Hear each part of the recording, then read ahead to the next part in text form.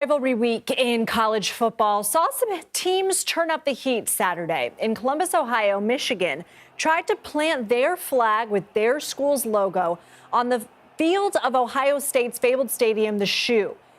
Well, the Buckeye players didn't like that, and a fight broke out. There were also clashes when North Carolina State planted their flag at North Carolina, and Florida did the same at Florida State. On the Ohio State's field, police used pepper spray on players from both teams to break things up. Sunday, the Big Ten fined Michigan and Ohio State $100,000 each for violating the conference's sportsmanship policy.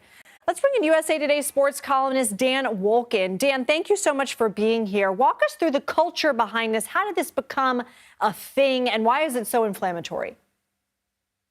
Well, it's really been part of the tradition of the Texas-Oklahoma game for a long time. The winner goes on the field of the Cotton Bowl, which is a neutral site. It's a 50-50 crowd, and plants the flag there. That's been done for a long time. And I think Baker Mayfield, the Oklahoma quarterback, kind of picked up on that in 2017. And when Oklahoma won at Ohio State, did the same thing. It wasn't as big of a deal back then. It was just sort of a celebration of a guy who was definitely aggressive in his trash talk and who wanted to celebrate. And it was kind of harmless, but I think you saw this weekend that teams kind of were provocative about it. Obviously, these rivalry games, especially in-state or Michigan, Ohio State, it's very heated.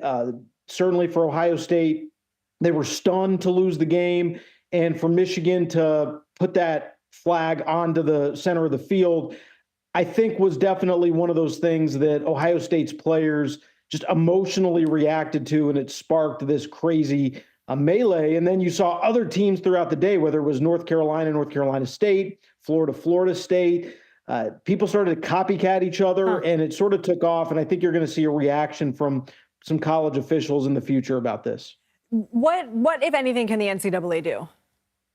Well, this is not really something the NCAA, I don't think, is going to be involved in. You have to remember the NCAA doesn't really oversee college football. It's really the conferences. I think the conference commissioners are probably going to get in a room and say, hey, listen, should we have a rule? Should we suspend people? Sort of what should the deterrent be?